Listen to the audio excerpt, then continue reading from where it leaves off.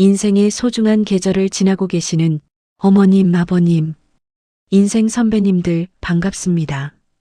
혹시 늦은 밤 불 꺼진 거실에 혼자 앉아 시린 무릎을 만지며 이런 생각 해보신 적 있으신가요? 나는 평생 가족을 위해 피눈물 흘리며 살았는데 왜 지금 내 손에는 아무것도 남지 않은 것 같을까? 남편 밥상 챙기고 자식들 뒷바라지하고 내 몸 아픈 건 늘 숨기며 살아왔는데 정작 돌아보니 내가 누구인지 왜 이렇게 가슴이 시린지 도무지 알 수 없는 순간이 오는 겁니다.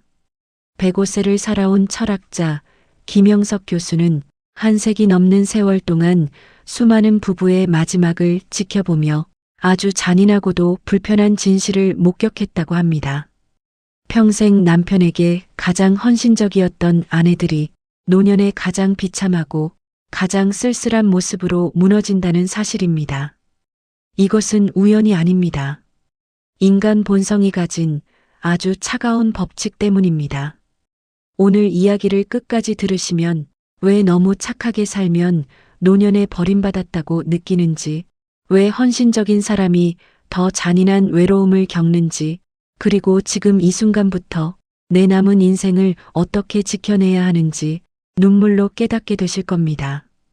구독과 좋아요는 상처받은 마음에 따뜻한 위로가 됩니다. 오늘 이야기 바로 시작하겠습니다. 올해 연세가 78이 되신 박순자 어머님이 계십니다. 동네에서는 법 없이도 살 참 좋은 분으로 통했습니다. 남편에게 말 한마디 거칠게 한 적 없고 자식들에게는 늘 나는 괜찮다 하던 분이었습니다. 어느 날 새벽 5시 순자 어머님은 여느 때처럼 차가운 부엌 바닥에 서서 남편의 따뜻한 국을 끓이고 있었습니다. 갑자기 허리에 찌릿한 통증이 오며 주저앉고 말았습니다. 싱크대를 붙잡고 겨우 일어섰는데 안방에서 잠을 깨어 나온 남편이 어머님의 찡그린 표정을 보더니 툭 한마디를 던집니다. 아침부터 왜 그렇게 인상을 쓰고 있어? 사람 보기 안 좋게. 그 순간 순자 어머님은 가슴 한구석이 바위로 쾅 내려앉는 것 같았다고 합니다. 내가 아침부터 왜 이러고 서 있는지, 내 몸이 어디가 아픈지 이 사람은 궁금하지도 않구나. 그날 식탁에 앉은 남편은 어머님이 차려준 따뜻한 국을 당연하게 들이켰지만 어머님의 퉁퉁 부은 손목은 보지 못했습니다. 많은 분이 여기서 놓치십니다. 가족을 위해 참고 또 참으면 상대가 내 희생을 알아줄 것 같지요. 언젠가는 고마워할 것 같지요. 아닙니다. 인간의 뇌는 참 묘해서 매일 반복되는 헌신은 원래 당연히 있어야 하는 공기로 착각합니다. 물이 매일 나오면 수도꼭지의 고마움을 모르는 것과 같습니다. 참 서글픈 일이지만 이것이 인간의 본성입니다. 말하지 않은 희생은 결국 고마움이 아니라 당연함이라는 괴물을 키웁니다. 그런데 더 놀랍고 잔인한 진실은 그 다음부터 시작됩니다. 평생 가족을 위해 모든 것을 갈아 넣은 분들이 정작 늙고 병들었을 때 가장 먼저 버려졌다고 느끼는 경우가 너무나도 많다는 사실입니다. 순자 어머님이 얼마 전 큰 수술을 받고 병원 침대에 누워 있을 때였습니다. 남편은 병실 의자에 앉아 한숨을 푹푹 쉬며 스마트폰만 바라보았습니다. 걱정이 되어서가 아니었습니다. 집에 밥 차려줄 사람이 없어서 자기가 불편하니까 짜증이 난 거였습니다. 결혼한 자식들은 병문안을 와서 위로는커녕 이런 말을 했습니다. 엄마, 그러니까 진작 건강관리 좀 하지 그랬어. 우리도 애들 학원비에 사느라 바쁜데 엄마까지 아프면 우린 어떡해. 병원 침대 차가운 시트 위에서 순자 어머님은 돌아누워 눈물을 훔쳤습니다. 내가 저들들을 어떻게 키웠는데, 내가 어떻게 손주들까지 다 봐줬는데, 몸이 아파서 쓸모가 없어지니까 나는 그저 가족들에게 짐이 되었구나. 가슴이 찢어지는 배신감과 숨이 막히는 공포가 밀려왔습니다. 내가 그동안 만든 평화는 내 삶을 갉아먹으며 만든 가짜 평화였다는 걸 뼈저리게 깨달은 겁니다. 관계 안에서 내가 투명 인간처럼 사라지는 순간 그 외로움은 독약보다 무섭습니다. 세월이 더 흘러 선배 교수가 세상을 먼저 떠났습니다. 평생 남편을 위해 교직까지 내려놓고 그림자처럼 살았던 정 여사님의 이야기입니다. 장례를 치르고 돌아온 첫날 밤, 정 여사님은 불 꺼진 빈집, 냉장고 앞에 한참을 멍하니 서 계셨습니다. 시린 손으로 냉장고 문을 열었는데 그 안에는 남편이 좋아하던 반찬들만 가득 차 있었습니다. 그 차가운 냉장고 불빛 아래서 어머님은 조용히 주저앉아 엉엉 울었습니다. 그리고 이런 말을 뱉으셨습니다. 이제 누구 밥을 해야 하지? 나는 내가 뭘 좋아하는지 모르는데 이제 나는 무엇을 위해 살아야 하지? 그 순간 처음 깨달았다고 합니다. 평생 남편의 식사와 일정은 완벽하게 챙겼지만 정작 남편이 사라진 세상에서 홀로 살아갈 자기 삶은 단 일주일도 준비해 본 적이 없었다는 것을요. 연결되려는 간절함이 오히려 나를 투명한 배경으로 만들어버린 겁니다. 남편이 떠난 뒤 마주한 정체성의 상실. 그 공허함은 칼바람처럼 매서웠습니다. 어머님, 아버님, 인생의 남은 계절 동안 절대 너무 착하게만 살려고 애쓰지 마십시오.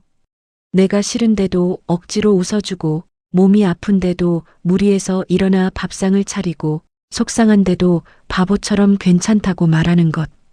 그것은 미덕이 아닙니다. 내 영혼을 천천히 파괴하는 일입니다. 내 희생이 깊을수록 가족들의 사랑이 깊어질 거라는 환상을 이제는 조용히 내려놓으셔야 합니다. 진짜 사랑은 내가 없어져야 유지되는 서글픈 것이 아닙니다. 내가 나로 단단하게 서 있을 때 상대도 나를 함부로 대하지 못하는 법입니다. 오늘부터 이 한 문장만 연습해 보십시오. 오늘은 내가 힘들어서 조용히 쉬고 싶네요. 이 짧은 거절 한마디가 선배님들의 남은 인생의 품격을 완전히 바꿔줄 것입니다. 순자 어머님에게 변화가 찾아온 건 아주 작은 고백 덕분이었습니다. 어느 날 저녁 몸살로 앓아누운 어머님에게 남편이 또 물었습니다. 오늘 저녁은 뭐 먹어? 늘 듣던 말인데 그날은 이상하게 눈물이 왈칵 쏟아졌습니다. 어머님은 처음으로 손을 바르르 떨며 말했습니다. 여보, 오늘은 내가 너무 아파요. 오늘 저녁은 당신이 알아서 챙겨 드세요. 남편은 잠시 멍하니 서 있더니 부엌으로 가서 서툰 손으로 라면을 끓였습니다. 면은 불었고 국물은 짰습니다. 하지만 순자 어머님은 이불 속에서 울었습니다. 아, 내가 말해도 되는 사람이었구나. 내가 거절해도 괜찮은 거였구나. 이른이 넘어서야 처음 느끼신 겁니다. 화내라는 뜻이 아닙니다. 내 마음이 완전히 사라지기 전에 품위 있게 꺼내놓으라는 뜻입니다. 백옷의 철학자가 평생 목격한 자신을 지키며 품격 있게 나이 먹는 이들의 세 가지 원칙이 있습니다. 첫째, 하루에 딱 한 번 내 마음의 상태를 소리내어 확인하십시오. 잠들기 전 1분만 내 가슴에 손을 얹고 물어보세요. 오늘 내 기분은 어땠니? 어디가 서글펐니? 내가 내 마음을 알아주지 않으면 세상 그 누구도 알아주지 않습니다. 둘째, 하루 30분은 온전한 나만의 시간을 갖고 절대 타협하지 마십시오. 그 시간만큼은 누구의 아내도 어머니도 아닙니다. 조용히 차 한 잔을 마시든 창밖을 보든 내 마른 마음에 물을 주는 시간입니다. 셋째, 내 이름으로 시작된 작은 세계를 만드십시오. 오로지 내가 좋아서 하는 배움이나 취미를 가지셔야 합니다. 자신의 땅을 가진 사람은 관계가 흔들려도 결코 쉽게 무너지지 않습니다. 순자 어머님은 요즘 자식들이 엄마 뭐 먹고 싶어? 하고 물으면 더는 너희 먹고 싶은 거 먹자고 하지 않으십니다. 조용히 생각한 뒤 나는 오늘 투박한 시장 칼국수가 먹고 싶다고 정확하게 말씀하십니다. 내가 원하는 걸 말하고 내가 싫은 걸 싫다고 표현할 때 사람은 비로소 자기 삶의 진짜 주인으로 돌아옵니다. 어머님, 아버님, 오늘 이야기를 들으시며 마음이 많이 아프셨다면 지나온 세월을 절대 자책하지 마십시오.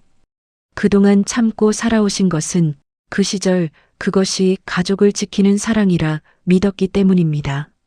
선배님들이 흘리신 새벽의 눈물과 헌신은 그 자체로 너무나도 고결하고 귀합니다. 다만 이제 남은 인생 동안만큼은 그 소중한 사랑 안에 나 자신도 꼭 넣어 주십시오. 남편을 사랑하되 나를 잃지 마시고 자식을 아끼시되 내 모든 삶을 다 내주지는 마십시오. 당신은 누군가의 아내이기 전에, 누군가의 부모이기 전에 그 자체로 온전하게 존중받아야 마땅한 참으로 소중한 사람입니다. 인생 선배님, 오늘 영상을 마치며 가만히 가슴에 손을 얹고 한 가지만 여쭤보겠습니다. 만약 지금의 내가 모든 것을 참고 견디며 외로워했던 그 젊은 시절의 나에게 딱 한마디를 건넬 수 있다면 대체 어떤 말을 가장 먼저 해주고 싶으신가요? 미안하다는 말일 수도 있고 그렇게까지 참지 않아도 괜찮다는 말일 수도 있겠지요. 내가 젊은 날의 나에게 해주고 싶은 그 한마디를 댓글로 조용히 한 줄만 남겨주세요. 그리고 오늘 밤만큼은 평생 참아내느라 고생한 나 자신에게도 그동안 참 잘 살아왔다, 고맙다 하고 따뜻한 위로 한마디를 꼭 건네주셨으면 좋겠습니다. 선배님이 가슴으로 써내려간 그 귀한 한 문장이 오늘 밤 불 꺼진 방에서 홀로 눈물 짓는 다른 수많은 선배님들에게 세상 그 어떤 책보다 더 큰 위로가 될 것입니다. 좋아요와 구독으로 함께 해주시면 앞으로도 살아가는데 힘이 되는 이야기로 찾아뵙겠습니다. 오늘도 참 애쓰셨습니다. 감사합니다.